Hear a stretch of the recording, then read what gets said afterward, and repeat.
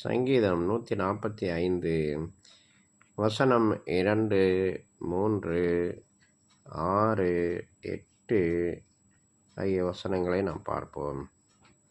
இது தாவீது பாடின ஸ்தோத்திர சங்கீதம் ஆகியவதான் இதிலே நாம் பார்க்கிறோம். நாடோறும் உம்மை ஸ்தோத்தரித்து எப்பொழுதும் என்றென்றைக்கும் உம்முடைய நாமத்தை துதிப்பேன்.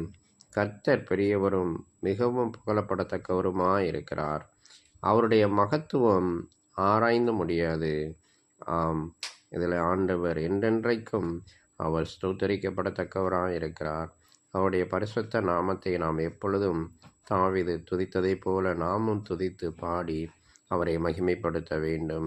கர்த்தர் பெரியவரும் மிகவும் புகழப்படத்தக்கவருமாயிருக்கிறார். அவருடைய மகத்துவம் ஆராய்ந்து முடியாது. பூமி அண்ட சராசரங்களையும் உண்டாக்கின ஆண்டவர் அவருடைய மகத்துவங்களை இன்றைக்கும் ஆராய்ந்து கொண்டே தான் இருக்கிறார்கள். ஆனால் அவைகள் அன்றைக்கும் ஆராய்ந்து முடியப்படவில்லை.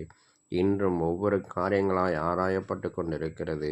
அவர் மிகவும் பெரியவர், சகலத்தையும் செய்ய வல்லமையுள்ளவர். அவருடைய நாமம் மகத்துவம்.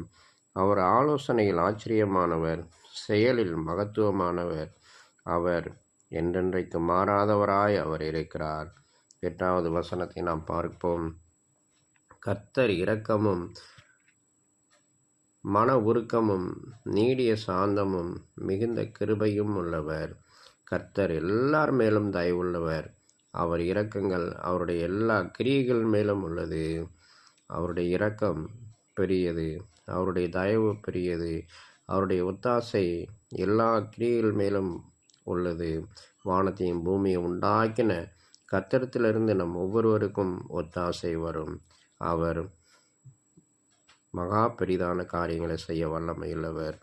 அவரே நமக்காகவும் அவர் நம்முடைய பாடுகளுக்காகவும் நம்முடைய துக்கங்களுக்காகவும் நம்முடைய துயரங்களுக்காகவும் எல்லாவற்றையும் எடுத்து போடும் அவர் வல்லமையுடையவர், மகத்துவம் நிறைந்தவர்.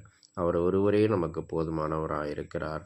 எல்லா காரியத்திலும் ஜெயத்தை கொடுக்க அவர் வல்லமையுள்ளவர். அவருடைய இரக்கமும் மன உருக்கமும் நீடிய சாந்தமும் மிகுந்த கிருபையும் உள்ளவர். அந்த தேவனை நாம் உறுதியாய் பற்றி கொள்ளுவோம். மனதார ஸ்தோத்தரிப்போம், மனதார துதிப்போம். கர்த்தர் ஒவ்வொருவரையும் ஆசீர்வதிப்பாராக. ஆமேன்.